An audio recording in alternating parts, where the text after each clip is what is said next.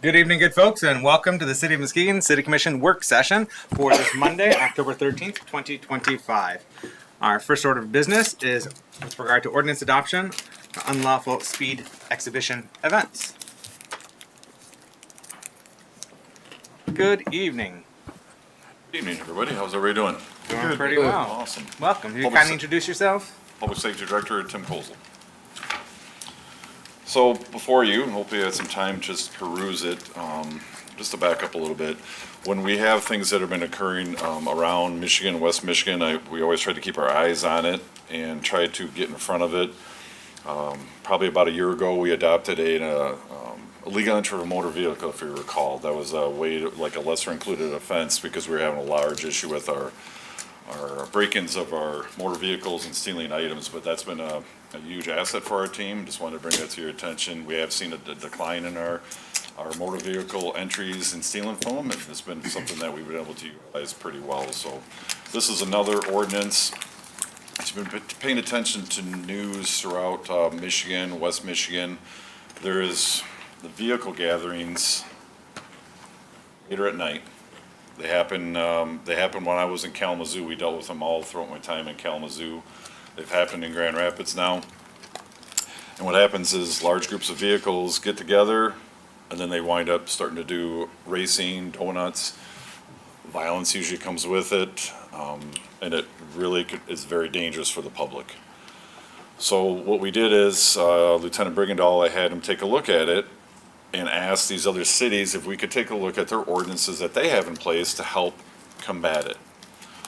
And this particular ordinance that is in front of you today is to look at our speed exhibition events. And you'll ask me, you'll say, hey, Chief, have we had any issues in Muskegon with this? And this past summer, we started having probably about 5 calls where you've had cars get together and have issues where we've had to come in and deal with these.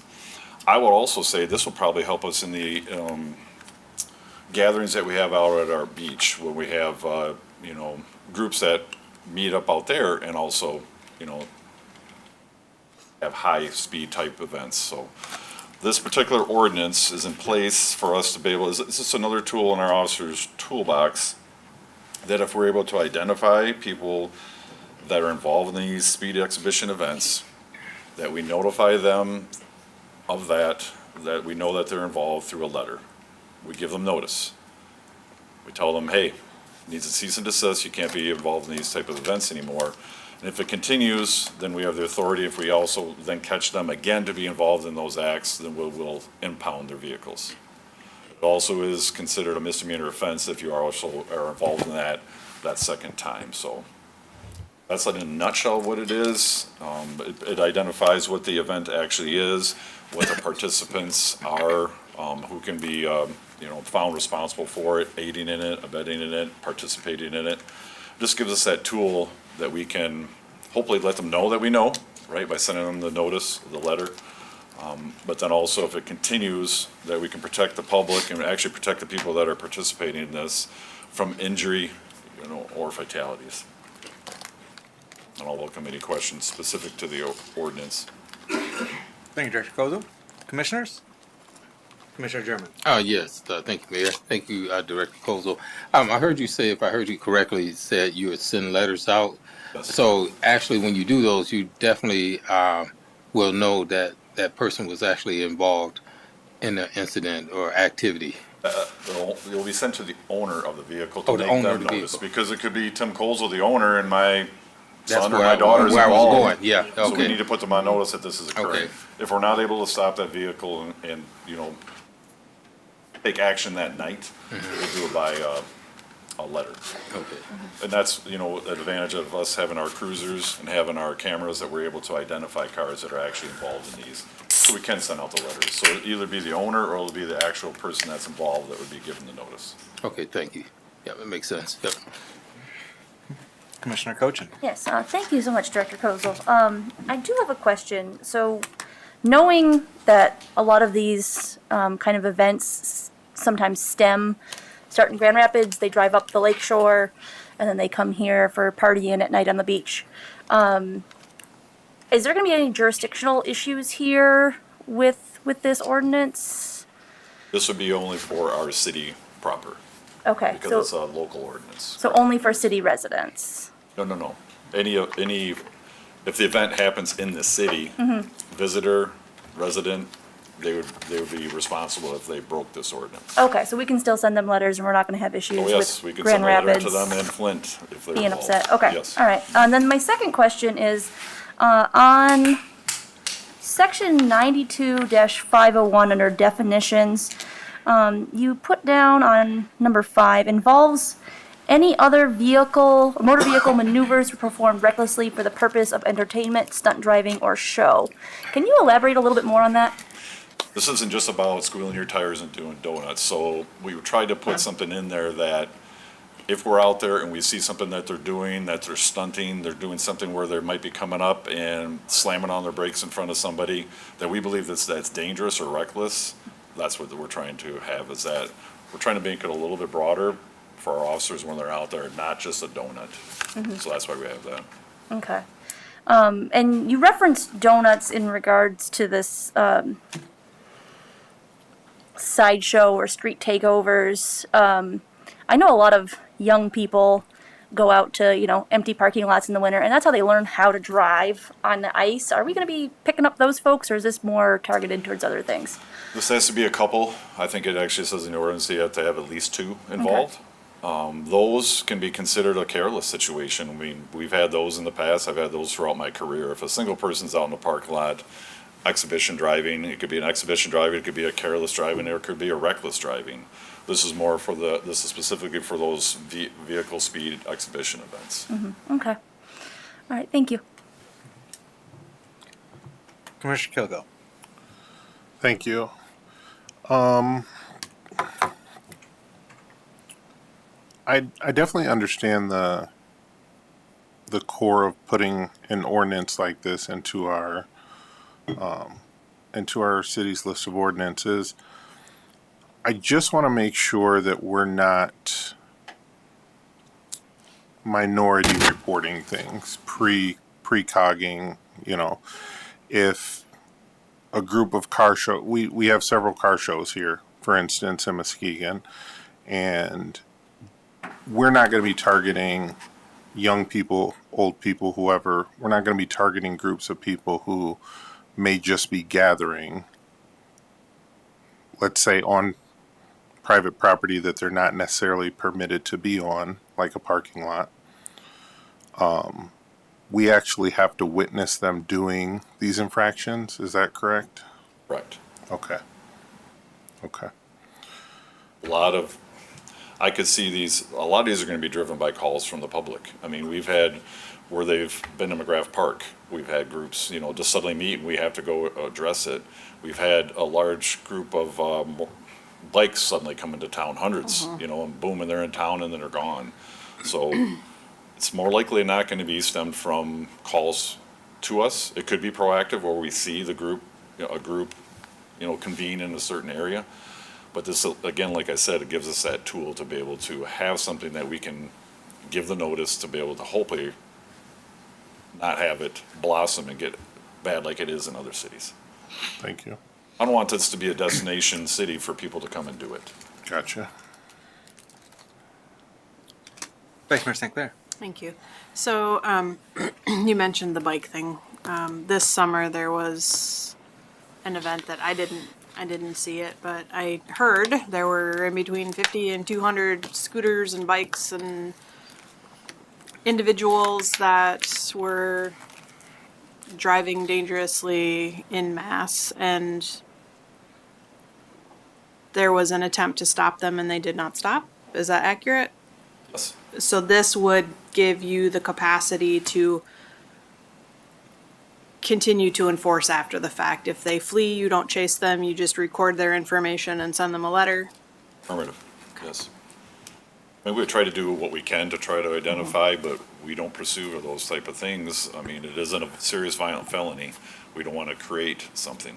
So this gives us some teeth in those situations without creating a dangerous conflictual situation right there. Correct.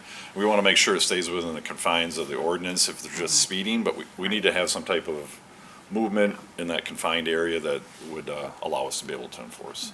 Okay, thank you. Mr. Manager, you have something to add? Yeah.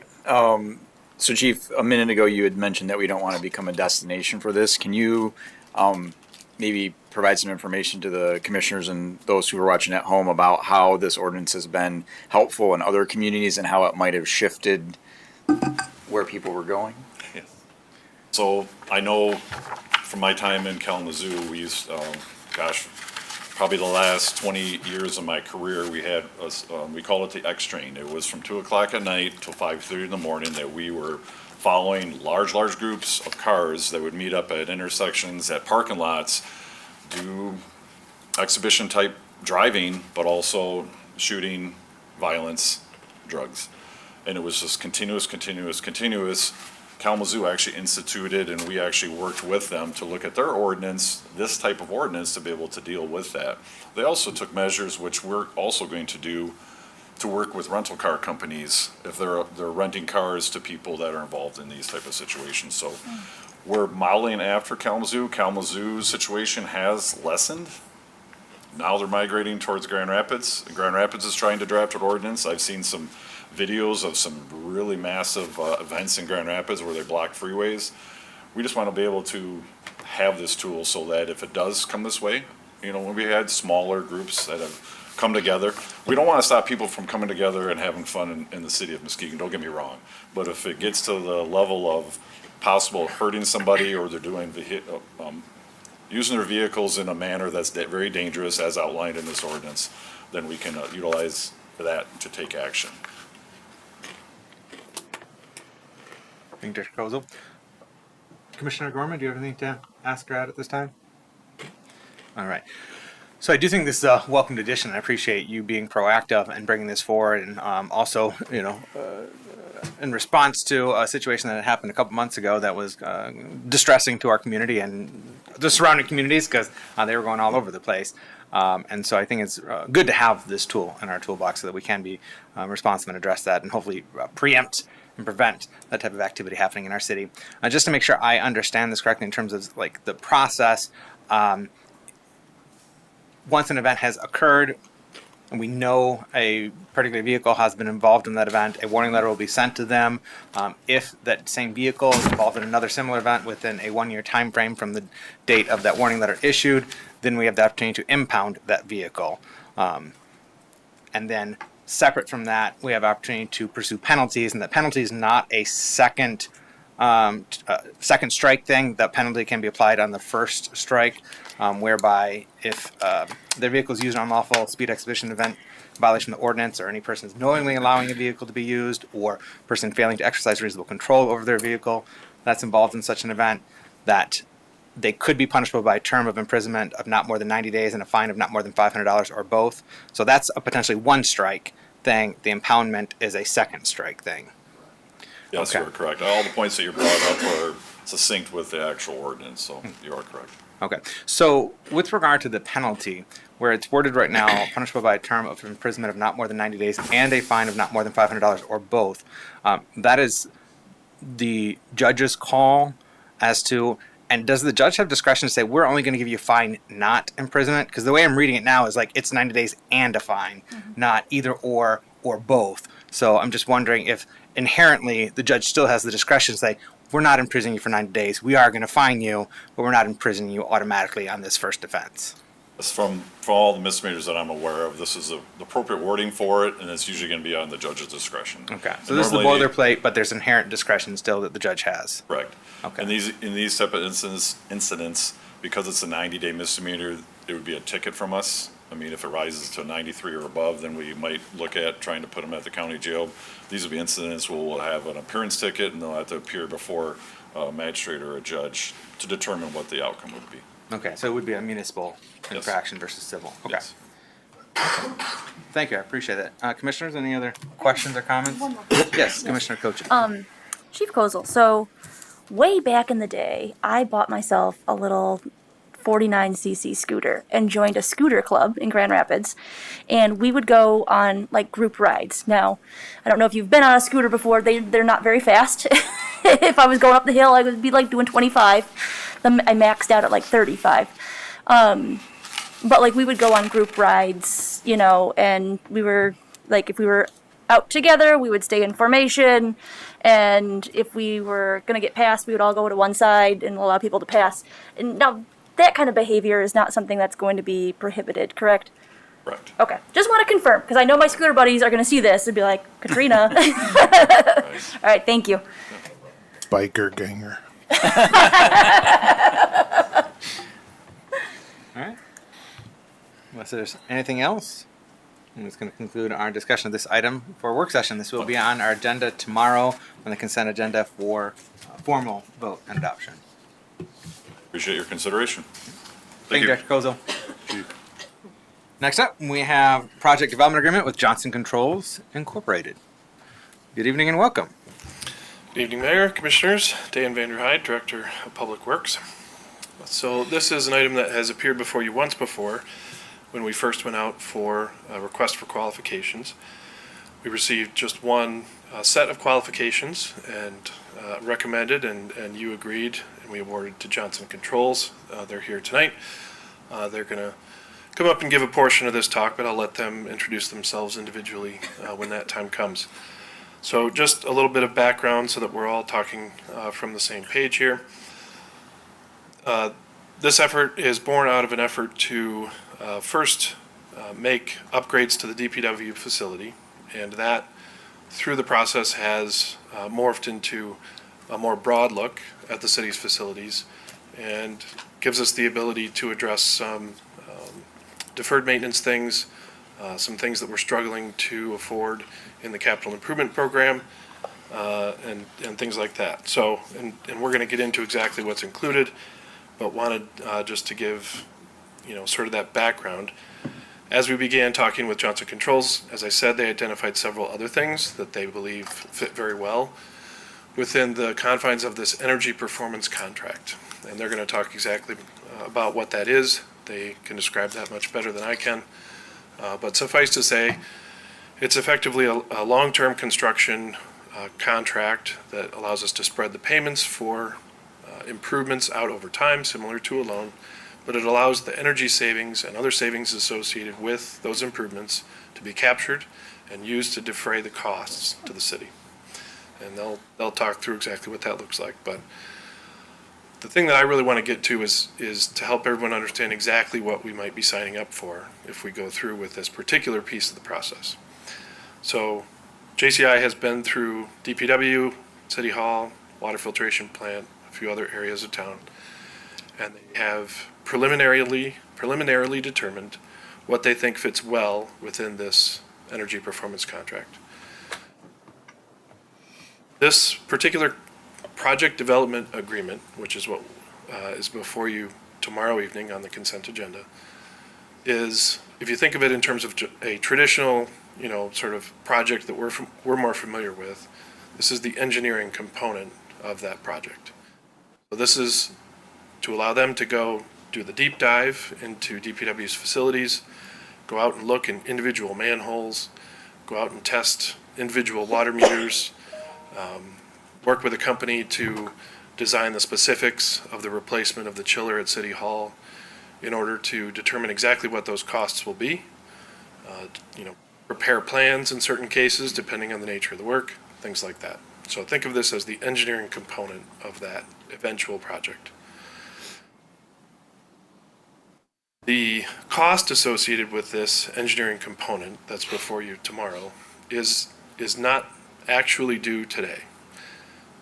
And I'll explain exactly what that means in a minute. But I want it to be clear that we should not agree to this if we don't intend to go through with the full project. Even though, because of the nature of the thing, we are not on the hook, so to speak, for these costs today, we will be on the hook for them, regardless of whether we go through with the project or not. If we don't, those costs become immediately due at the time we make the decision not to go forward with the rest of the project. If we do go through with the project, they get rolled into the eventual energy performance contract and all the costs associated with that, which are many millions of dollars, and we'll go through exactly what those are. But in either case, this money, although it isn't due today or any time between now and when we, define that final scope and enter into that construction contract effectively, costs are due. So it's great that we don't have to pay those costs now, and that Johnson Controls is going to do that, counting on us entering into that contract, right? But it's important to know that regardless, we will have to pay those costs. So please do not approve this item tonight unless you're comfortable with the idea of an energy performance contract, of the improvements that this agreement will detail tonight, plans to go through and develop, right? Because if you don't like any of the components of the project that are going to come down the road next summer, next year, when the construction components happen, then we're spending money on things that you're not going to be comfortable with in the future. Although this particular agreement is about $550,000, and we don't owe that particular amount today, it is going to be part of a much larger project, many millions of dollars, next summer, next year, signing up for a long-term energy performance contract, which includes financing for, something like 20 years, right, to be determined as a part of this effort.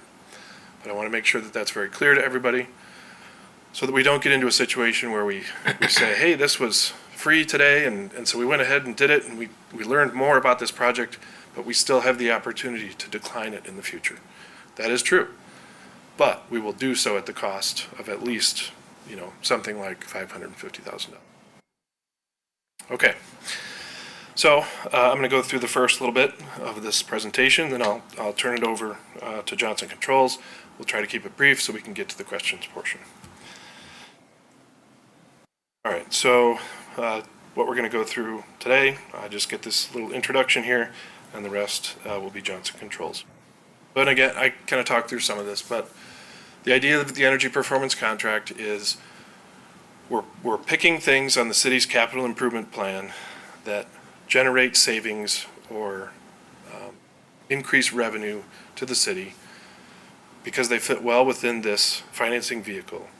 And we're taking care of those things sooner than we otherwise would be able to. And we'll get into all the specifics, but again, I mentioned the chiller here at City Hall, something that's been recommended to us to have replaced many times, has exceeded its lifespan. But at $600,000-ish, we just don't have the money to do that right now. So when the air conditioning breaks, we have them come out, they repair it, they say, boy, this thing's really getting pretty old, you really ought to replace this thing, and we nod and smile and call them the next time it breaks, right? So this is a way that we can advance the replacement of that unit and take the energy savings that we're going to get because it's a newer unit, better technology, etc., and the savings generated by that replacement help defray the cost of the contract. Sense. Johnson Controls is our single partner, so to speak. Dave likes to use the term one neck to choke. So they're our general contractor in a sense, right? They're going to hire the engineers to do the design work. They're going to hire the company to come in and replace the chiller. But at the end of the day, the contract is with them. They will guarantee that savings will be achieved. So when they go through and they design that chiller replacement, the savings that they estimate will come from that replacement that we are going to get to use to defray the cost, not completely, but partially defray the cost of that replacement. They guarantee that those savings will come. And if they don't, Johnson Controls foots the bill, so to speak. They, depending on the particular finances of that item, they might cut us a check, we might have to pay them a little less, those kinds of things, right? But they make sure that if they tell us that chiller's going to save you, $10,000 a year on electricity, just making up numbers here, and we don't, they'll make up the difference.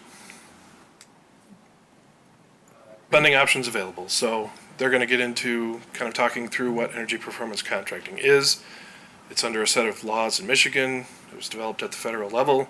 This is, something that's very structured. And it includes, as I said, those funding, the long-term funding option, right? So it is, long-term financing vehicle. And again, addressing the deferred maintenance, that's kind of one of the core components of it, right? And DPW facility is a great example of that. We've worked long and hard to identify a different location, didn't work out. So now that we're going to be investing in the current location, because so much of the equipment in that building is high energy and is old, this is a great way to help replace a lot of that equipment, make a lot of upgrades, deal with the, building envelope and various other things, because a lot of those things generate savings, and it lets us replace those things faster than we otherwise would. I think that's the end of my time. As Chris is going to come up and talk about energy performance contracting in Michigan, what it is, and give us an example of a contract that they've done in Marquette. Just one moment. Commissioner Cook, I see you had something to ask. You want to wait till we hear from this presentation? I can wait till the end, but I do have some questions for staff. Okay. Thank you. Good evening and welcome. Good evening. Chris Downs with Johnson Controls. Thank you, Mayor. Thank you, Commissioners. Thank you, Dan, for the briefing. We've got about maybe 15 minutes to go through maybe 6 or 7 slides of content to bring you up to speed on what this program is about. Is that okay with the timeline of the city? Okay. With me is Dave Garros. He's an account executive locally here within JCI and will be responsible for bringing in local resources and engaging our local technology divisions within Johnson Controls. John Crawford is the engineer who's overseeing the design of this project and has spent a lot of time in your facilities and in your departments over the past 6 months or so. And Brad Eastad is our area general manager who has delegation of authority for this project. It's interesting to be here on that side of the table in the city that I'm at under the Utility Service Board and the Board of Zoning Appeals. So thank you for having us tonight. Want to talk a little bit about the background, as Dan referenced, about what's the enabling legislation for this, and it's enabling legislation Public Service Act 625. And the reason I bring that up is because this is a very formal program that has support. It originated with the National Energy Policy Act of 1992. It got its momentum through the oil embargo in a time where public entities said, hey, we agree, we need to be smarter and more efficient. It makes a lot of sense. We can build an ROI and a business case to spend money on these improvements, but we don't have it. So there was no easy way. It went into a TIF fund or it went into taxes or rates. So 49 states have passed legislation that encourages these types of investments, that makes it as easy as they can for public entities to embrace this across all public sector vertical markets. Michigan was actually one of the first to adopt this in 1984. We've done, Johnson Controls, to my knowledge, 162 of these projects in the state of Michigan. And it's subject to annual appropriations. I wanted to mention that. The term is 20 years, but not to exceed the useful life of the equipment. And I wouldn't think in this project with chillers being a part of it, the ASHRAE life of chillers is like 25 years. Potentially some water meters and some other infrastructure on the utilities. Those, I would expect the life of these, the aggregate life of these systems to be certainly in excess of 20 years. And then I took the legislation, the verbatim there in that bullet, and I wanted to point out a couple things in there. Future replacement costs avoided. If there's things in your CIP or that ultimately need to be in your CIP that we bring forward as part of the project, that's viewed as a deferred cost, that's viewed as a savings. There's also, you see, billable revenue enhancements. We believe water meters are really important part of this project. that make a lot of financial sense and can deliver much better services to your ratepayer with state-of-the-art network solutions, customer portals where they can look at their usage and get alerted to on leaks and see anomalies and that kind of thing.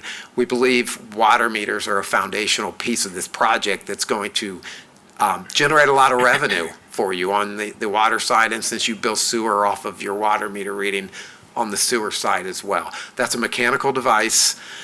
They age over time. They've been in the ground for 25 or 30 years, and it's like operating a grocery store where every 10th item that goes across the scanner is free, or every 15th item. You just miss it.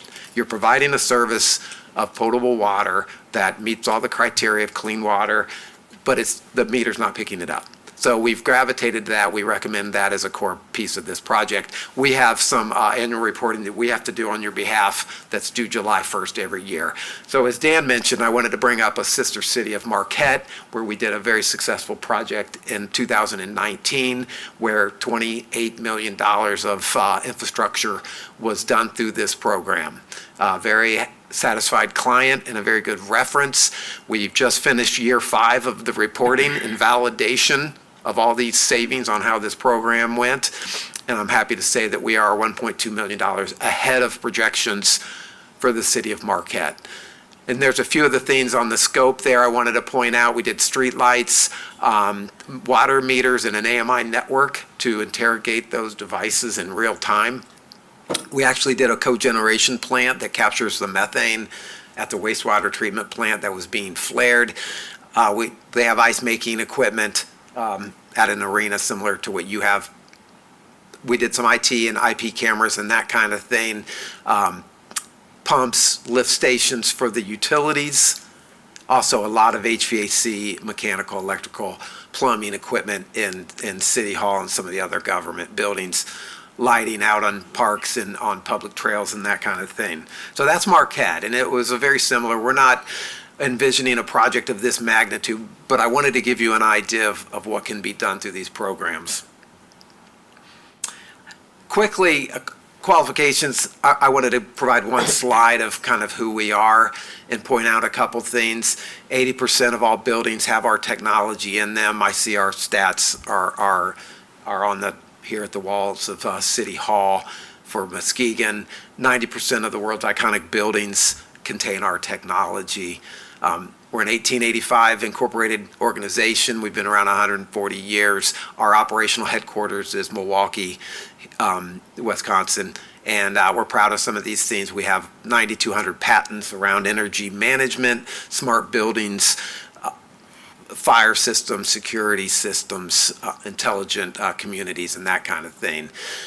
Kind of to your left there, the 600 performance contracts, we have $7 billion in guaranteed savings.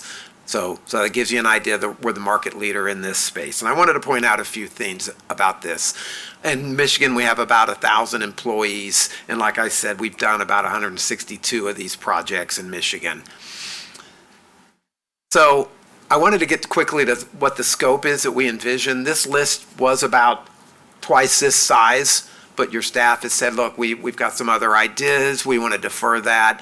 We're going to handle that maybe with a grant down the road. So these are the projects that we kind of came up with, and I wanted to turn these over to, I wanted to elaborate on these a little bit. We thought these were good projects that meet the mission of smart investments, good ROI, other drivers to improve services, comfort, safety, automation, connectivity, kind of a future-ready community. So at Public Works Building, we'll be doing a lot of space planning and remodeling. We've got an architecture engineering firm that's a partner with us that will be working with on that. We got to figure out what that looks like. There'll be a series of workshops and things that we'll be working through in the next 6 months or so. Heavy mechanical, all the HVAC system as well, energy management and controls, lighting, conversion to LED, but also potentially occupancy sensors, CO2 sensors, things like that to make it highly efficient as well. Domestic water, we believe domestic water is something you've got a lot of the old 3-gallon per flush fixtures that we'll be converting to the newer, higher efficiency standard. And then it needs an emergency backup generator. At City Hall, obviously, as Dan mentioned, there's a chiller and all its associated chilled water systems, pumps, VFDs, controls, that kind of thing, need to be replaced, as well as the hot water system. There's VFDs that are needed there. And then at the water filtration plant, we looked at some things there, but we thought that would be better served in a future phase or a different project on the hypochlorite system and some other things there. But we did gravitate to the boilers there. There's two gigantic boilers. It's not very efficient to run at low demands. So we're going to advocate for a modular boiler to replace modular boiler series so we can be optimal in our efficiency at the water filtration plant. There's some AC units in the IT closet, and you've got a lot of R22 over there, which is being mothballed as a refrigerant. On the water distribution system, I mentioned metering. You've got 14,000 water meters. About 2,000 have been done in the past 4 years or so that have been replaced with a newer master meter, ultrasonic meter. We applaud you for that. You're doing about 500 a year at that rate, and to get 14,000 done is going to take a long time. You're going to miss technology. You're going to miss the opportunity to serve people and automate that entire system. So we envision completing that project with the other 12,000 water meters, which we will turn around and have done in a pretty short time. Brad just came off of Toledo, a very successful water meter project of 126,000 water meters. We just finished that, and they've signed off on final completion. I don't remember how many aren't reading, Brad, out of that population. 47 and about 136,000? Okay. So we have to guarantee that those are reading, that they are performing, that they are talking to the network, that they're getting back to billing, and that whole integration is an easy handshake. Inventory of lead service lines. While we're there, we're going to help you with the inventory. We've got a drop-down menu for our install guys that they can check off and let you know what's going to be there. I think that'll help you later. The customer portal is really an easy app that your users can volunteer to participate in without additional cost, but it really helps with when's my bill looking high? Do I have a leak? Do I have an issue? Is there a tampering or a theft or something else like that? So a lot of intelligence in that app. And then leak detection, when your distribution system loses water, we would like to employ some technologies that can identify where those issues are so they can be fixed. Satellite, we're doing satellite leak detection at 3 sites right now that we think could be a very good candidate for the city of Muskegon. So other things, I'm not going to go into a lot of detail. We can talk about those, but smaller things at the fire station, parks, at the marina, where we're doing lighting and energy management and some things like that. But I've given you the gist, cemeteries on smart irrigation and that kind of thing. I've given you a gist of the scope that we are looking at. And this is the development piece. This isn't the implementation agreement. We will be having several workshops and deep dives into how things are going, what's the return looking like, is this supporting our mission, et cetera, et cetera. So there will be lots of give and take in the next 6 or 7 months on how we define this project and what scope we ultimately bring back to you in the spring for consideration. I just want to show a quick breakdown of the proposed project development agreement. It's $554,000. Anytime that you break that, it's cost up to that, but not cost incurred to date. Okay, so does not exceed cost incurred to date. I wanted to give you a breakdown of how that where that money is spent in engineering and design services in the next 6 months.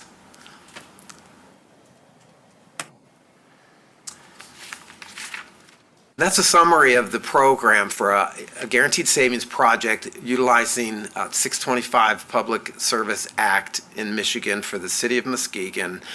We think there's great opportunity here, and we think this project can pay for a big portion of itself will be paid for out of our guaranteed savings. Billable revenues, operating savings, energy savings, and deferred capital improvement dollars that we can bring forward that can address things like the chilled water, like the chiller here at City Hall, those kind of projects. So I'm going to open it up to questions at this point. Is that fair? Thank you for your time on going through this. Thank you. Commissioners? Question? Well, real quick, just to jump off the comment you mentioned, because you said there's going to be, deep dive and further engagements, and that something will be coming back in the spring that has the full scope of what we're envisioning as part of the implementation. We heard earlier Director Vanderhyde concerned that, if we're not intending to move forward with this, do not approve this tomorrow. Can you help me square those two things in terms of the full scope's coming in the spring, but we're being asked to approve something tomorrow, and that if we approve it tomorrow but then don't move forward in the spring, we're going to be on the hook for something? Can you help me help unpack that so I can better understand that? Yeah, sorry if I confused the issue, but, when Chris went through that list of scope items, if there's anything on that list that you have pause about, that gives you enough pause to say, I don't want to go through with any of this because I don't agree with that expenditure, whatever it might be in the future, I don't want to spend money on that thing. Understand enough about what we're spending on that thing. Let's make sure we get that stuff squared away now so that we don't spend money on it with the intent to not enter into that contract in the future.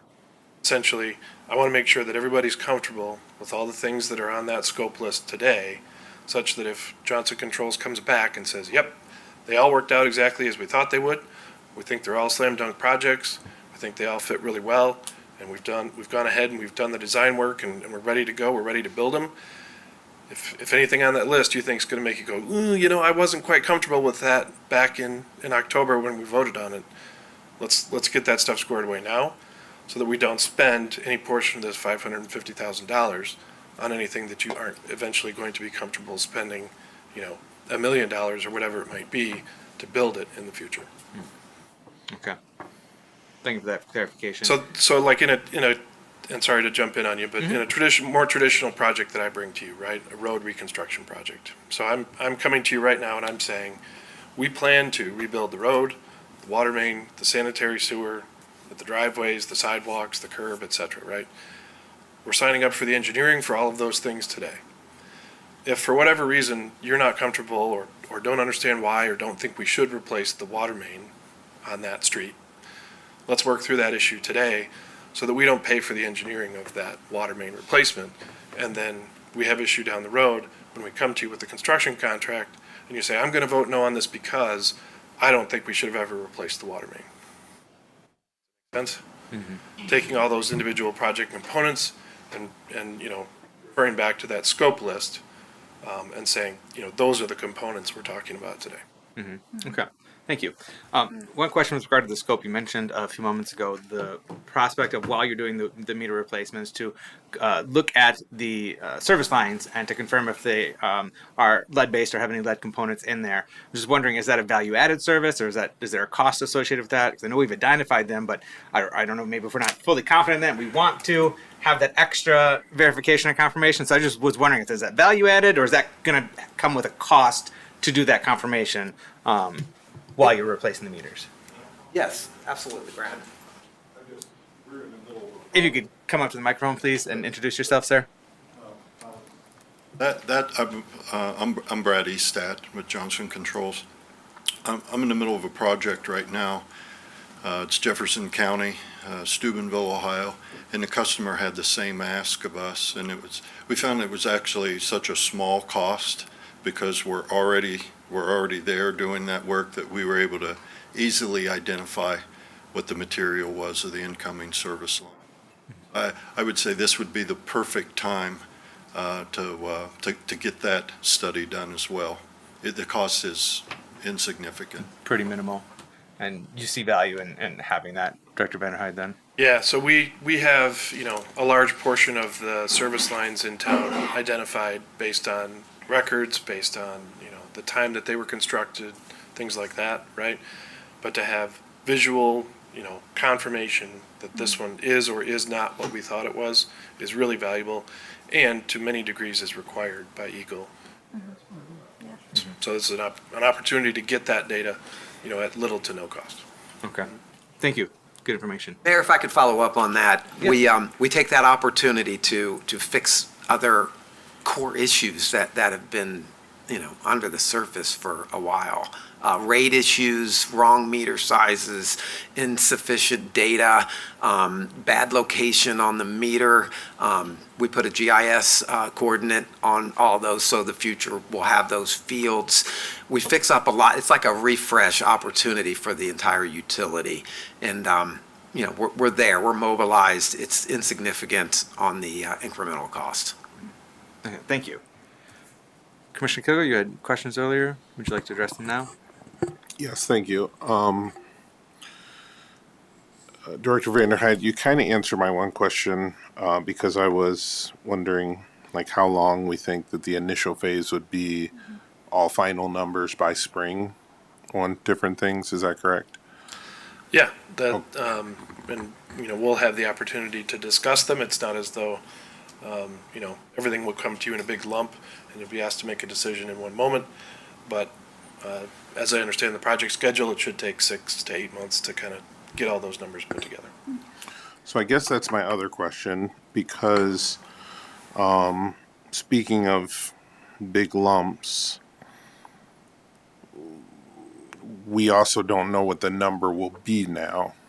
But just, I have no idea what it'll be. Just using round numbers, if it's $1 million, is that also, okay, we're paying this out incrementally as we're doing this work? Or is it, if the price tag's $1 million, in 6 months from now, 8 months from now, we just pay $1 million? I'm totally oversimplifying it, so that's why I haven't said this, until now. But basically, we're signing up for a loan, a 20-year loan, to cover the cost of these improvements, and we're going to pay it, at a rate over those 20 years. The savings will go to defray some of that cost, but what it doesn't, we'll pay for effectively in a loan over 20 years. That works for me. Thank you.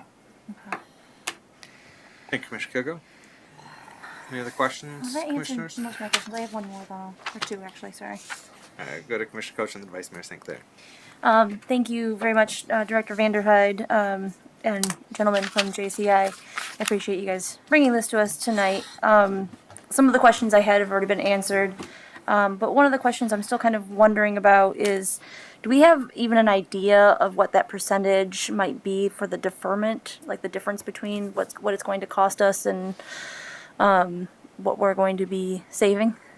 We can speculate, and the meters are a big part of this. And we weren't sure until we started interviewing staff and taking samples and speaking to your folks that became glaringly obvious that needed to be a core piece of this project.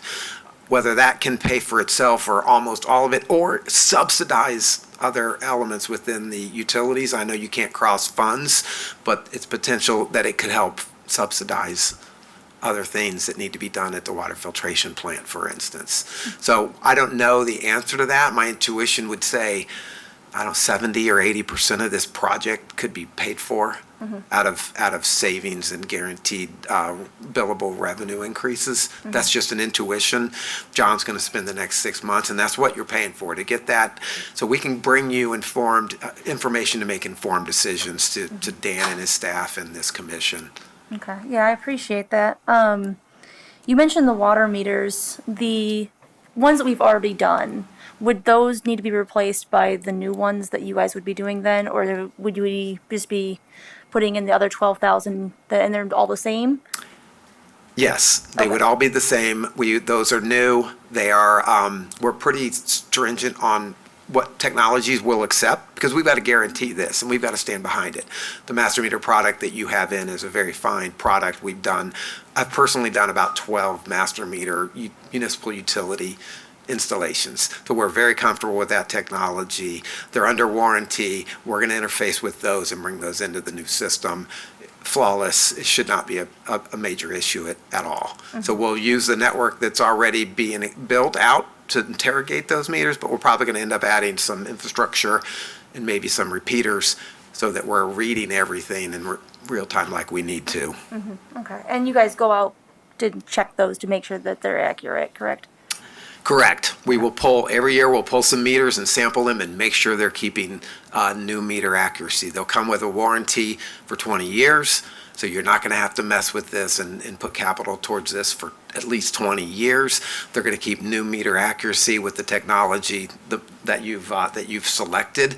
So I think you'll be in really good shape on your water meter infrastructure for quite a period of time. Okay, and then my other question is in regards to the building. I saw a building envelope, and I don't think the folks at home would know what that is. Is that like the roof and windows and like water sealing? What is that?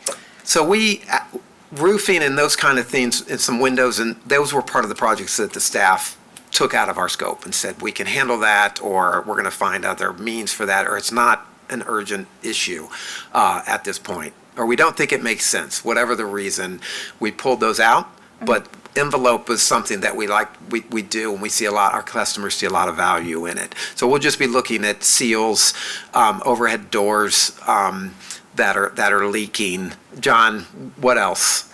Yeah, roof, wall intersections, anything that might allow air to infiltrate the building other than mechanical means. Okay, so roof and other things that could cause leaks in the building other than mechanical means. The seam, not the roof itself. Not the roof itself, okay. Doors and All right. Okay, yeah, thank you. Just like at your home, and you've faced these choices. I'm going to get a furnace. It's got a 85% efficiency. They want $2,000 more for a 94% efficient furnace. I really don't have $2,000. I'm going to let it go. I don't care if it pays for itself in 4 years. This program allows you to make those decisions because it's a 20-year life cycle perspective. Thank you. Vice Mayor Sink. Oh, Definitely the window seals in the manager's office. There's waterfalls sometimes. Nice accumulation in the winter. Yeah, yes. Vice Mayor St. Clair. Okay, so thank you for all of this information. And just to make sure that I am fully understanding, we are looking at a contract that would allow us to take care of some urgent issues and some nice to have things that would improve efficiency and reduce costs in sounds like a fairly significant fashion. Yeah, there's things in both of those categories for sure. Yep, the chiller here at City Hall, I think, is one that, if we had the money, we would replace it today. So that's a good example of that category. Some of the things at DPW, the building's aging. It's getting to the point where we're making more repairs. Are the tube heaters in the garage absolutely dead and end of life today? No, probably not. We've repaired a couple. But within the life of this contract, for sure, they're going to be falling off the walls. And so it makes sense to advance those projects, get them in now, capture the savings, and have the benefit of more efficient and more comfortable space. So I have a almost 100-year-old house that has a boiler, and I had to replace my boiler a few years ago. And while it was an unexpected and unfortunate expense, my gas bill has gone down a lot since I had to make that repair. So I imagine that these upgrades will reduce our energy consumption significantly just from my own personal lived experience on a much smaller scale. That's exactly the idea. Thank you, Vice Mayor St. Clair. Commissioner German. Yeah, thank you, Mayor. Thank you, Director Vanderhyde and Mr. Downs. Is that correct? Yes, sir. Yeah. Most of the questions that some of them I was going to ask have been answered. Director Vanderhyde, you did state that this would be a funding source would be off of a loan, correct? Yes. Which would be paid back in over the 20-year period.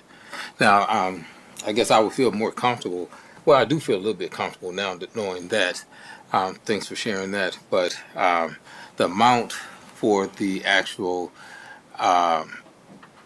contract, we don't know anything right now.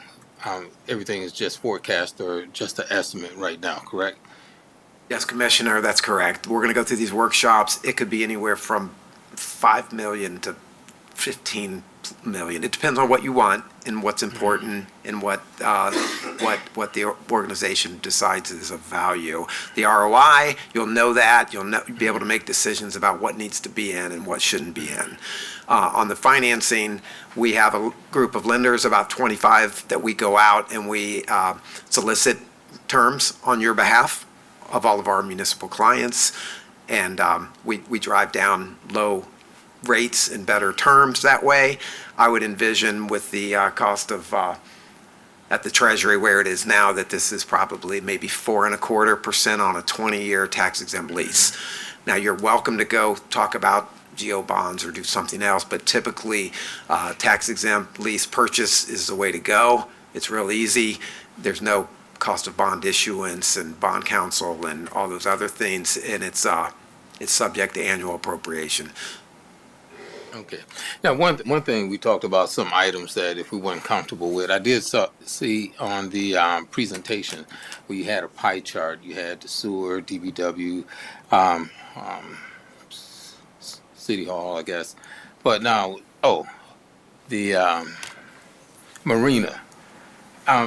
Could you explain how this project would be a benefit for the marina, and why is that in there? So the marina is one that we looked at in the early phases of the project. Since then, we're going to be making some improvements there separately, which I think will take care of some portion of that. But in particular, the things that I think they plan to look at include the lighting of the parking lots. Those are not LED yet. Also, there's irrigation at the marina, so we'd be looking at the controller, getting a smart controller that doesn't water when it's raining, those kinds of small improvements. Okay. Now, in the technology, I know everything's technology. People don't come out, workers don't come out, read the meters. Everything's done remotely.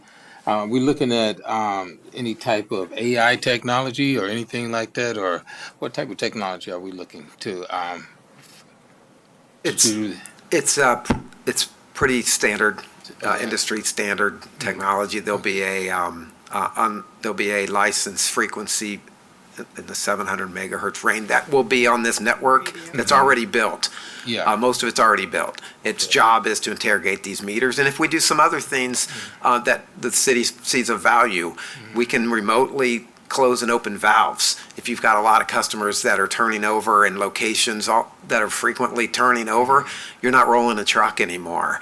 You're doing that with a push of a button at the administrator's office. There's just a lot of those opportunities to incorporate sensors and better technology along the way that's all interrogated off of this network. Okay. So the intelligence piece is the management information system that comes back to your utility that they can then every morning dive into what's going on with my system. Why do I got a pressure problem in this zone? Why is my billing on this master meter not where it was yesterday? I've got these 5 people that I believe have leaks. I'm going to reach out to them proactively so they don't end up with a $20,000 flooded basement. I'm going to let them know now. It's going to save you on people that are asking for forgiveness on sewer bills because they had a certified leak on their property. Those kind of things. It's a really nice piece. I don't understand this millennial this need for data and so much information, but it's on the app. I have it. I use it. We did the one in my city. It's pretty cool to have. I see a lot of value in it, and I think your constituents will as well. Okay. And lastly, I heard you mention meters and all of those things, and we're talking about like water meters and all of that, correct? Yes, Commissioner. Yeah, okay. We're just talking about water meters. Yeah, We're not touching gas or Yeah, electric. okay. They'd just be water meters. They would be a master meter, ultrasonic meter with brass fittings, so they are durable Yeah. and hold up really well. Some of those, we can incorporate that valve I mentioned. If you've got 300 accounts that are high turnover, maybe we build that valve in so you can remotely turn that off, get a final reading, turn it back on a few days later without having to spend resources and that kind of thing. So yeah, they would be, they have a 20-year warranty. They're going to keep their new meter accuracy guaranteed, which is 98.5% for 20 years. Really good product. We stand behind it, and we've done hundreds of thousands of these meters. Okay. Well, thank you for that explanation and the information. Appreciate it. Yeah, and if I could go on, the installation it sounds easy. There's a lot to it. There's a whole public service campaign. There'll be potentially town hall meetings. There's bill stuffers. There's appointment setters.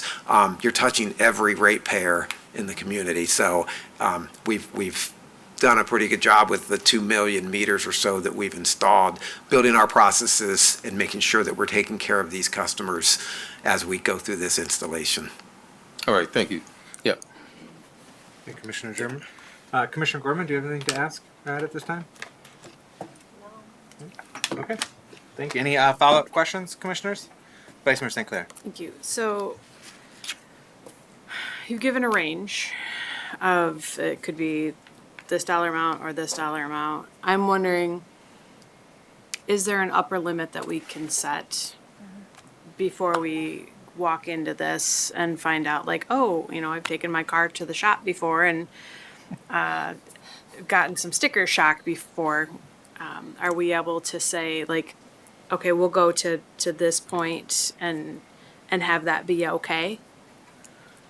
I think what I would prefer to do, and you've kind of heard Johnson Controls describe that throughout the process, as they're uncovering the numbers and the details associated with each of those items on that scope list, if they get to one and they say, wow, this one's going to be expensive, or this one isn't generating as much savings as we hoped, I'd like to frankly have the freedom to help make those decisions, in those moments, and come back to you with what staff believes is the right project. So Sure. I definitely hear what you're saying. I think the nature of the process gives us the opportunity to make those decisions, on a much more specific basis, rather than just setting, Right. for lack of a better term, an arbitrary cap. Just to make my point more clear, we have control in in some measure in what we do. It's not just going to come to us like, you need $50 million in the next, and you've signed on the dotted line, so therefore you must pay. Nope, the manager will be intimately involved, and, Okay. we have control of what things are included in the contract. Perfect. And just to clarify one more point, we are only replacing with this, we would only be replacing the water meters that haven't already been replaced and still need to be replaced. Okay, thank you. Among other things. Thank you, Vice Mayor St. Clair. Did you have something? Yeah, I was, Mr. Manager? so I've, talked to other managers that have done this, and one of the ways that I've been thinking about this, and Dan might cringe a little bit as I describe it this way, but the way that I've been thinking about this is that we have, I'm looking at the capital improvement list right now and the things that are on there that we've talked about and how much some of those things cost, and looking at how we could spread that cost over a 20-year period for things that we're already maintaining to extend the life of. When you look at the savings and the cost over time, and then not having to do the general repairs on those over and over again, that's kind of how we're building those costs in without doing a loan, without having to use our bonding capability and things like that. We're already spending a lot of this money every year anyways, so this is a way to do it more efficiently, and to be able to plan for it more effectively over time, as opposed to as we go through the budget every year, and Director Grant and I sit there and go, you only have this much money, but we've got this many projects to do over the next 2, 5, 10, 20 years. This way we can actually spread that cost and have and realize those savings. So that's kind of how I've been thinking about it. And it did take me a while to get my mind wrapped around it, because it is different than how government does things a lot of times. It's much more of a private sector approach to doing these type of projects. But when I started thinking about it that way, I'm like, okay, that's how this makes sense. That's how we're able to afford to do these things, as opposed to taking a bite of this apple this year and this apple next year. So. Excellent. Thank you. Mm-hmm. So I do have a few questions. This is for Director Van Hyde as well as the city manager. Previously, we were looking at potential opportunity for building a new DPW and yard somewhere within our city, you know, ideally centrally located, potentially co-sited with a new police department. Has that offer or effort been exhausted in terms of opportunities? I'm probably not the best person to answer that, but my understanding is yes, it has been exhaustively exhausted. Exhaustively exhausted. And to add on to that, without disclosing the exact location that we've been talking about, the other entity that we learned had been talking to them has also not been able to pursue the option as they thought they That might be conversation able went to. dormant. Yeah, that conversation went dormant as well. So, yeah. So knowing that, as we move forward with these upgrades and improvements and efficiencies here, would there still be opportunity or value to have some kind of DPW substation in the future if the resources and a site were to present itself, so that some of our DPW equipment could be more centrally located, so we're not having as many DPW workers driving to the far west end from the far east end, given that our DPW facility is on the far east end, and so much of our work is East side? on the west side. So I'm just wondering, like, is there an opportunity in the future to have a substation, not a whole brand new DPW, but would it make sense from an operational perspective to have some kind of DPW substation, you know, more centrally located or on the west end, to reduce, staff times of driving and wear and tear on vehicles and so on and so forth? Well, as much as I'd love to have an office that overlooks the lake, I think we have we've handled that operationally so far. So, for example, I don't think many are aware, but we do, particularly during cold and snowy winters, we will store a portion of our salt on the Amico site down below the lakeside hill, and plows will fill up there so that they don't have to drive all the way back to DPW. So I think we can definitely, as operations make sense, look at doing those kinds of things. Whether that's ever, another building or anything like that, I wouldn't want to speculate today. Mm-hmm. But I do think, that's something we've recognized and are even doing to a degree today. Mm-hmm. Okay. Now, from a fiscal perspective, not operational, just the cost to build a new versus what we're contemplating here with making those improvements and creating those new efficiencies with our current facilities. It's probably cheaper to go the route of what we're doing here with Johnson Controls versus building brand new. This is going to be a I hate fraction to of the admit it, cost but of it. yes, I think so. Yeah. We're certainly not Kent County, but for example, the Kent County Road Commission recently built a new facility for $45 million or something like that. So, a new facility is a big investment. A big investment in the community, but a big investment, by the city. I think if our building were older, or perhaps, the next DPW director who's faced with, looking at the facilities and things like that, is that the time? Perhaps it is. But I think there's still a good amount of life left in the building, and with the right tweaks and so forth, I think we'll be in good shape. Okay. And hypothetically, let's say down the road, 5-10 years, we're looking at a 20-year loan situation or financing situation here. Let's say 5 to 10 years down the road, a site does present itself. Maybe it's donated to us. Maybe the new financing or resource opportunities from the state that we could use to build a new DPW yard somewhere in our city. There's still value in the existing yard and the improvements we've made there that could be available to a future user. And in that scenario, the money owed would become due immediately. If we were to, for whatever reason, sell DPW yard in the future, we would owe the outstanding balance of this 20-year financing immediately, or would it? I'm not sure. Does anyone answer that? Throw in a curveball of a hypothetical at you. No, typically the banks are really easy to work with. BOA is probably going to be they've been the most aggressive lately. They're very amenable to those kind of things. It's changing all the time. They understand that. Mm-hmm. Buildings are being purposed and sold and moved. It's a pretty seamless. I would imagine your obligation would stay the way it was. Okay. All right. Good to know. Thank you. All right. You mentioned, sir, earlier about guaranteed revenue generation. What can you help me understand how that works. So like you're going to say we anticipate you're going to be getting X amount of dollars in revenue generation because of the things that we're doing, and let's say hypothetically, I'm just going to throw a number out here. It's going to be $250,000, $250,000 guaranteed revenue due to these things we do, and it turns out that we end up only generating $200,000 extra revenue.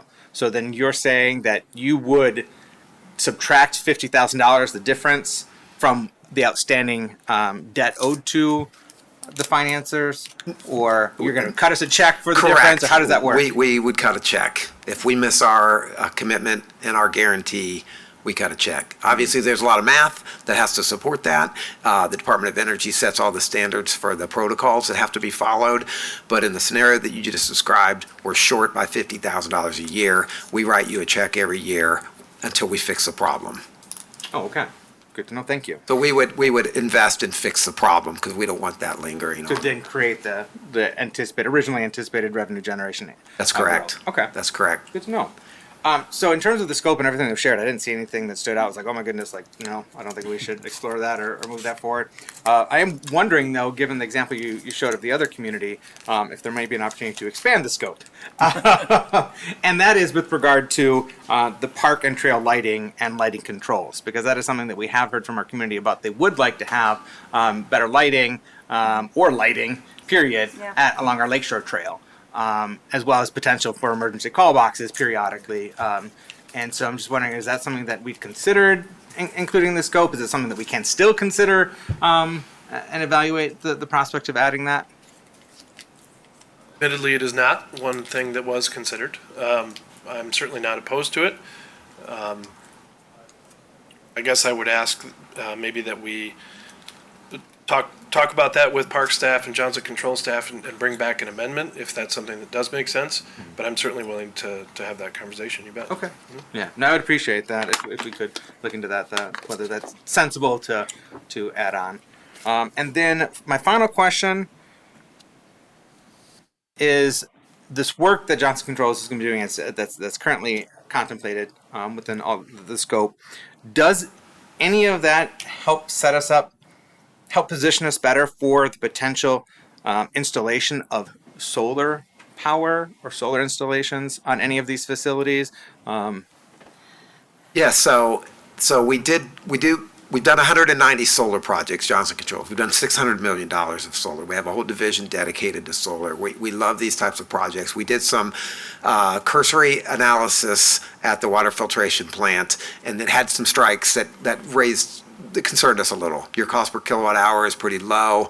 The winds off of Michigan were concerning on the infrastructure that would have to support those potentially sales at 120 miles an hour.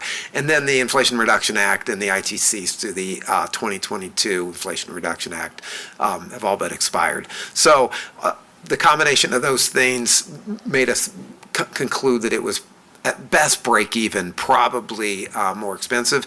And then you factor in roof. You want to come in when there's a new roof already, because you don't want to come back and tear this stuff up with the new roof that comes in 5 years. So there's some roof sections at filtration building and some of the other facilities as well that are slated at some point in the near future to be replaced. We would be absolutely happy to. It's not a big lift at all. It could probably be handled with an amendment, or we could probably absorb it in the project, as Brad and I were talking earlier in the hall. We love solar projects, and you said we just signed an agreement with Cook County, Chicago for $45 million of solar projects there. We have the expertise. We would love to bring that to you. If the economics look good, we want to bring it to you. But those were some of the thought process that went into that. Mm-hmm. Okay, excellent. Now, I like what's being proposed here, being able to make these much-needed investments. Like was mentioned, some of these are critical, some of these are more nice to do sometime in the near future. So I like that we're able to proceed with all of these things with this financing program that's available, while then getting those efficiencies. primary fiscal efficiencies, but also to an extent environmental, efficiencies, being able to reduce the carbon output. But we do have a climate action plan with a goal set of becoming carbon neutral by 2040. So if there are opportunities to take advantage of renewable energy or solar power on any of these facilities that you're considering, or other facilities that are not currently in the scope, I for one would welcome that. And Director Wills would be upset if I didn't address that, at all. But yeah, everything we're doing here, to one degree or another, I think will address many of the things brought up in the climate action plan just by the very nature of the work. I think with regard to solar, as Chris said, it's something that we sort of caught a zenith with the arena project, and we found a time frame when those tax credits were beneficial, and we were able to do that in a way that had a sort of double return on investment, right? We were able to knock some of those things out and save money.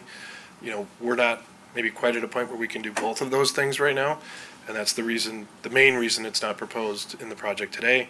There are no perceived savings that we can capture into that project and help offset the cost of the long-term debt, right?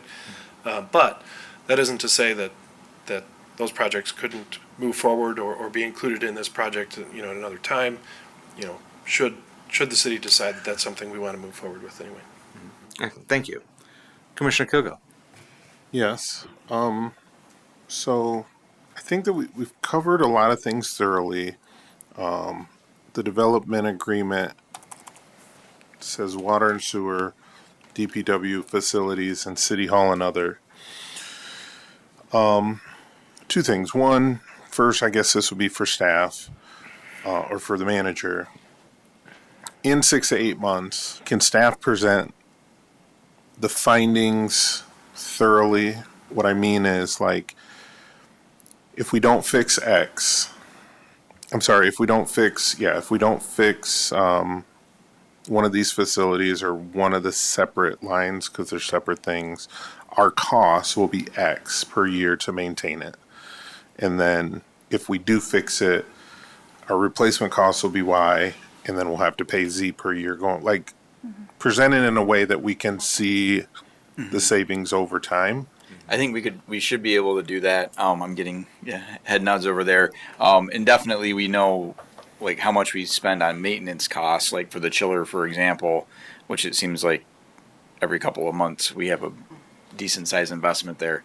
This is how much these costs have, we've incurred and what we can project out. But and if that's something that would, help, it sounds like that's an easy lift. So. Yeah, I just think, maybe I'm just speaking for myself. I think it would be a good way to look at it, especially if this kind of goes into my next question, which is going back, you said that we only got one answer when we put this out there. And I have full faith in Johnson Control. They do this. They've done plenty of projects. And I have faith that they'll do the project no problem. But I'm just curious as to why this is not a survey or like when we look at different things, we have analysts come in and look at it and like here, as opposed to it's a development agreement. Like if we say yes to it tomorrow and then in 6 months, if the cost is $5 million over 20 years, that's $250 a year. That's not terrible because we're fixing all these things. But if it comes back and it's 15 million or more, then if it's 15 million, that's $750,000 a year. And that gives me pause. So I'm just curious as to, is this just the way that JCI presents stuff? Like, hey, if we do it, we're going to do a summary, but you're also going to make sure we get the work. So we do it as a development agreement. So we did put out an RFQ in May of this year, and we sent it specifically to Johnson Controls, to ABM, which is another group that we had actually met with probably 2 years before that, who does similar projects, similar things, and a third who had responded to the RFQ, or called me with questions about it, but then didn't end up submitting. So there were other parties interested. Johnson Controls was the only one that submitted. I think the when I come to you with regard to an engineering contract for a road project, and I say we'd like to award firm such and such $100,000 on the basis of this RFQ that we put out. In the background, we're signing a professional services agreement with that firm. Project development agreement, professional services agreement, the term is the term, but it's just the contract to have them do the engineering work, I think. So it's very similar to the agreements that we sign with engineering firms all the time. It is a little different in the sense that we don't owe this money right now, right? But that's why I want to be really careful and say, we do owe the money. So don't let the free coupon, blind you to the fact that we owe the money. Thank you for that explanation. And then we have time. We're not voting on it tonight, so I have time to do a little bit of homework tomorrow. But then I guess my last question is then water, sewer, DPW facilities, city hall, and other, out of that list, which under each one of those bullet points are several different things, what will we get to say yay and nay to? Like, is there a minimum that we have to move forward with? Like, out of those things, they're going to go in and assess, hey, this is what you need to do your best. But then when it comes back, if we get to pick and choose, what do we get to pick and choose from? And is there a minimum of either dollar amount or services that we have to move forward with? I'd love to move forward with them all if it's cheap enough, right? But I am thinking about dollars and cents. There's no minimum amount. If during the process, John comes to me and says, hey, Dan, the numbers are starting to look like they won't pencil out on this particular item, then we say, okay, stop investigating that. And the 554 becomes 504, or whatever, right? So each time we make a decision not to move forward with any of those components, the engineering costs associated with that item stop, and we don't. So that this number is the worst case, I guess you can look at it as, right? And any decisions we make to reduce the scope during that engineering phase make this number go down. Thank you. Thank you, Commissioner Kogo. Commissioner Cochin? Yes, I want to clarify because I thought I understood this, but I want to just make sure. So after Commissioner Kilbo's comments, my understanding of this is that basically we are on the hook for the $554,000, but not right now. But if we vote on it and then decide to not do some of the things, we still owe the $554,000 or whatever you guys decide to go forward with, correct? Correct. That's an accurate understanding? Okay, thank you. Yeah, if I could add. Yes. You're not obligated to do anything in the spring or something. You can take the drawings and the CAD drawings and the records and the analysis and the bid packages that we've put out on your behalf. You could take that and say, we're going to self-implement this, or we're going to put this on pause. We hope that's not the case. That's not why we're here. We're here to make smart infrastructure investments in communities. But that's still your prerogative. And there was one thing that I missed, and it was stormwater, the manholes. We believe that you've got 3,500 manholes. You did an assessment by Black and Veatch in 2017 that's found like 500 of them are in stage 5 or stage 4, dilapidated, leaking, bringing in a lot of water that you have to pay then to treat.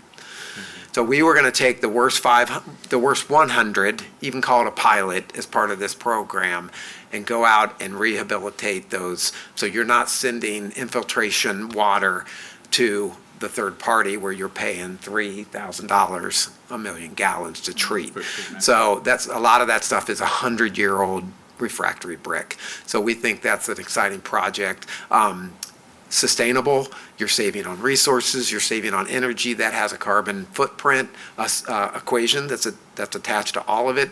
We're going to clean up the refrigerants that you're using because those are big greenhouse gas contributors. We're going to get vehicles off the road, et cetera, et cetera. So it is a smart and sustainable, connected, efficient, automated, future-ready program that we're trying to facilitate. Thank you. Mr. Manager? Yeah. One thing I also wanted to point out is, the stuff that they're looking into and doing for engineering are all projects that we've identified over time that we need to do anyways. And so these are things that whether we do them now or we do them 5 years from now or 10 years from now, the city is going to have to incur the cost for. And the longer we delay on different projects, the more costly those projects become, not just in the routine maintenance to keep things up and running, but the cost of money over time increases. These are all need to do projects over time that we're going to be doing anyway. So, Thank you. Commissioner German? Yeah, thank you, Mayor. To Director Vanderhyde, now, if I heard you correctly, you said there was an RFP put out, and Johnson Control accepted the RFP. Usually when those are accepted, they come in front of the commission, and we didn't vote on this. It was on consent, on a consent agenda in May. And we voted for this? The award to Johnson Controls. Yeah. I'm trying, was I at that meeting or was I at school that day? I'm trying to think. I don't remember. Yeah, because I have no recollection. I have to check. Now, given this, said as Mr. Downs stated, if the commission did move forward with this, we would still have more or less what is somewhat like would it be fair to say a study, more or less, of the infrastructure and water utilities and things like that. And we could decide what we want to do after that if we decided not to, okay? This just came to mind.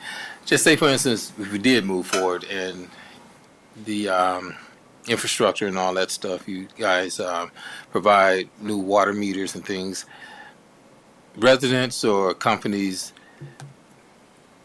utilities increase slightly. Is there some type of rebate or something that they can get because the utilities increase? Like my water meter, it's been loyal for 20 years, so I pay little or nothing. So just thought I'd throw that out. That's a very valid point. That's something you're going to have to wrestle with. Mm-hmm. But I sat on a utility service board, and our goal is to bill fairly to everyone, as close to 100% of the product that they're using.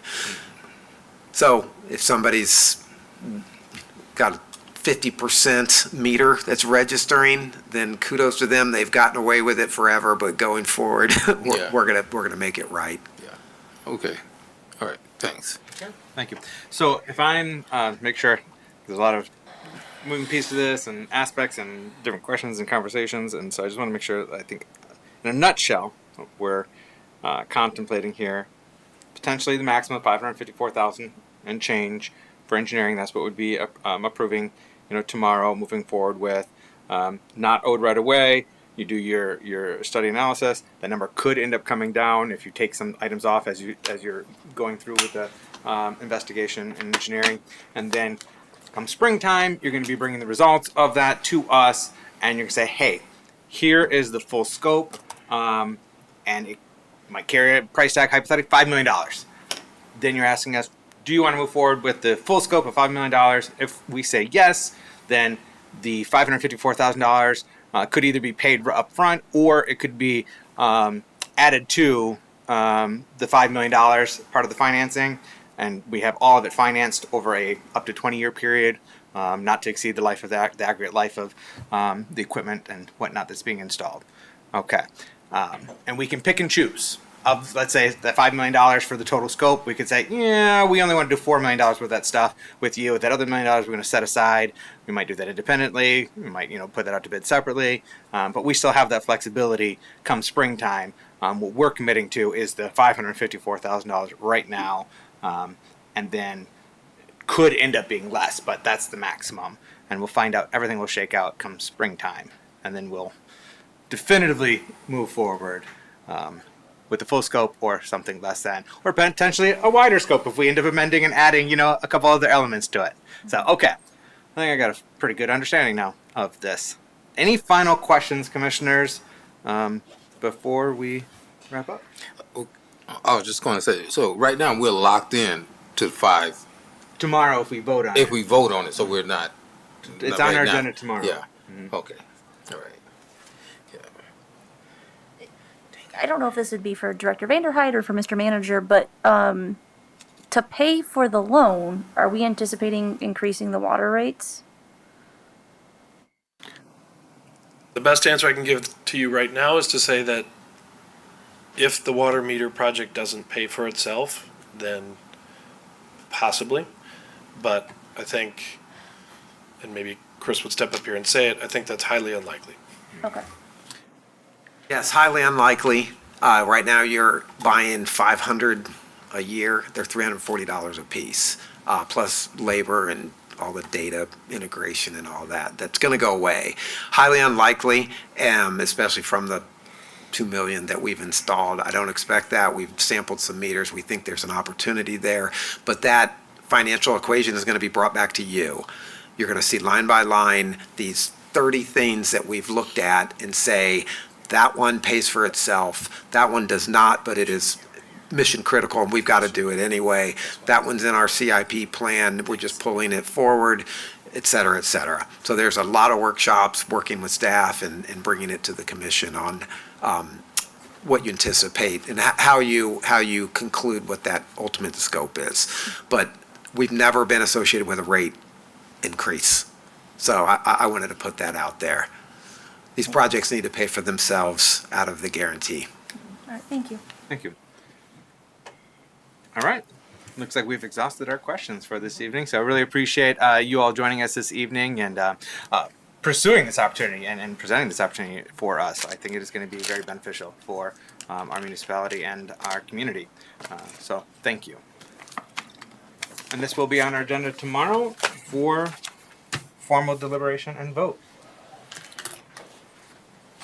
Now we go to public comment. Is there anyone in the audience that wishes to give public comment at this time? I'm seeing no one in the audience. We are going to go to the phones.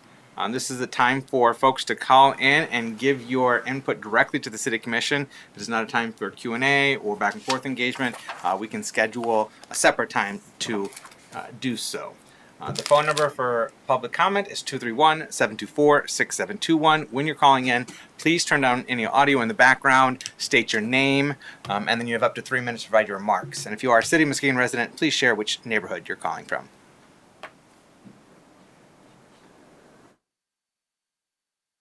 All right, you're here with the City of Muskegon City Commission. Hello, are you there?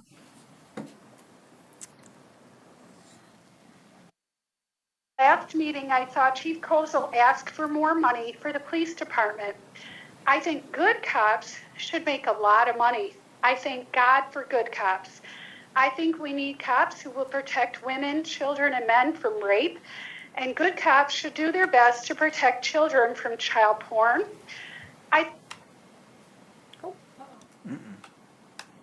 Citizens on a ballot, like a millage proposal.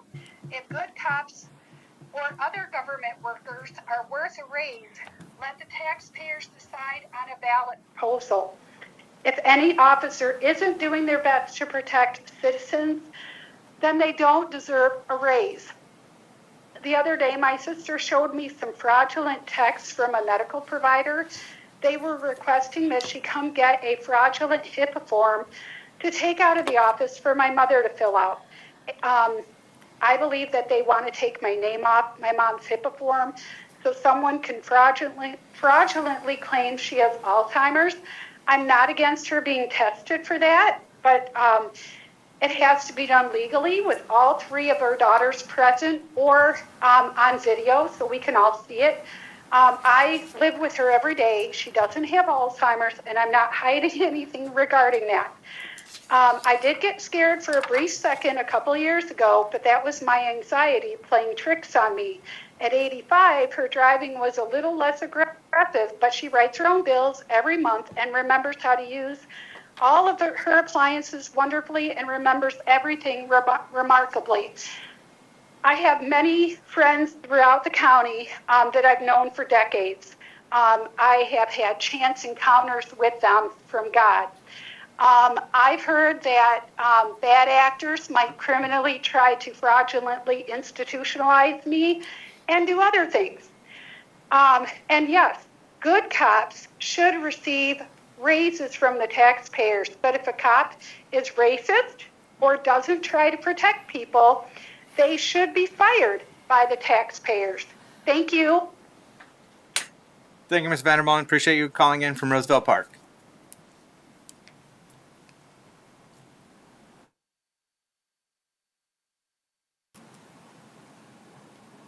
I'll give it a few more moments for anyone else that may be calling in. Again, that phone number is 231-724-6721.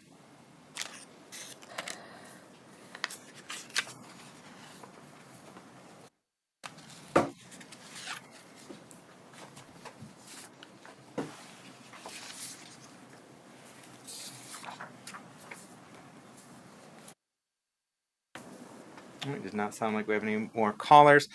So that concludes public comment. Before we adjourn, though, I do wish to read a resolution that we have previously approved as a city commission recognizing the second Monday of October as Indigenous Peoples Day.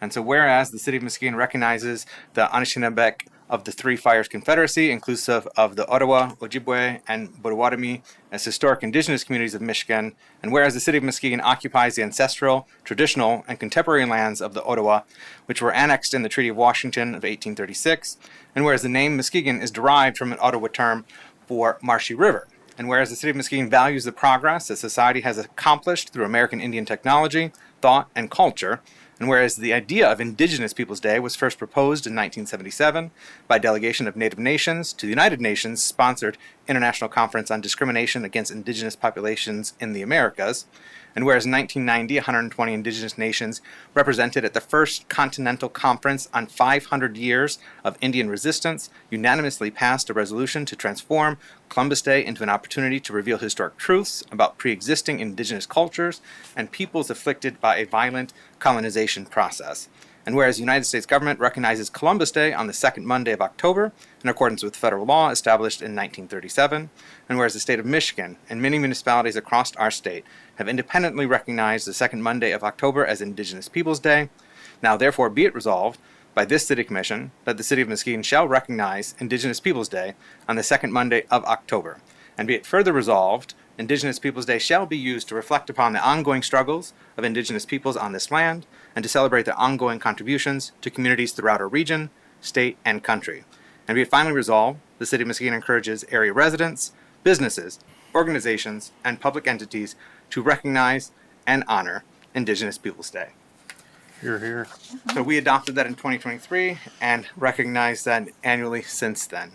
I wish to just share some experiences of mine this year, one of which was going to the Great Lakes St. Lawrence Cities Initiative's annual conference in Milwaukee last May. And it was really inspiring to see how that organization centered First Nations throughout Canada and tribal nations and indigenous populations into their mission throughout the Great Lakes and St. Lawrence River Basin, and incorporating them in a very integral and intimate and intentional manner.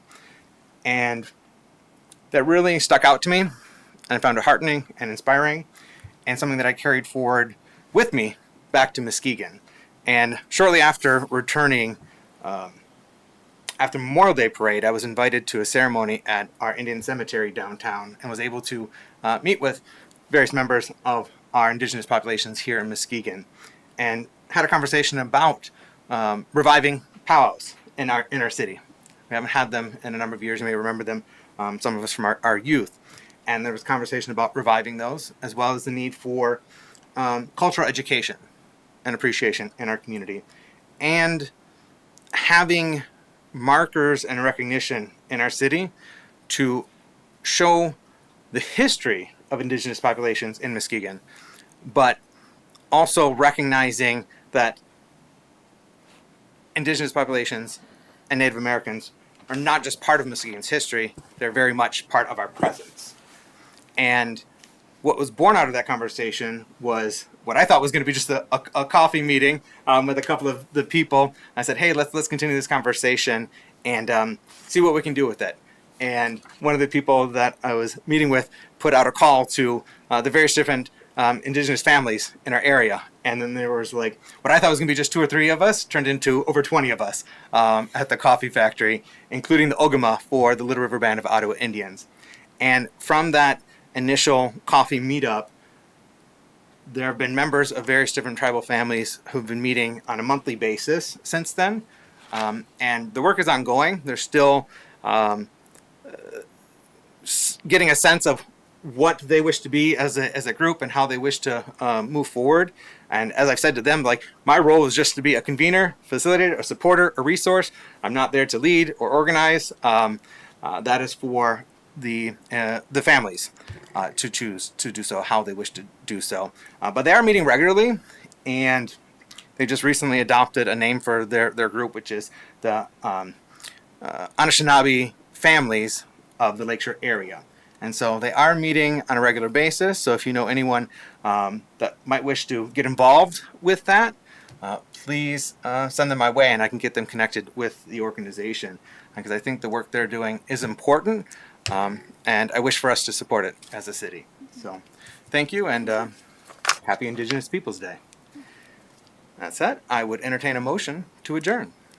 So moved. Support. We have a motion by Commissioner Kilgo, supported by Commissioner Cochin. All in favor, please indicate by saying aye. Aye. All opposed, same sign. We are adjourned. Thank you. Take care. Be well.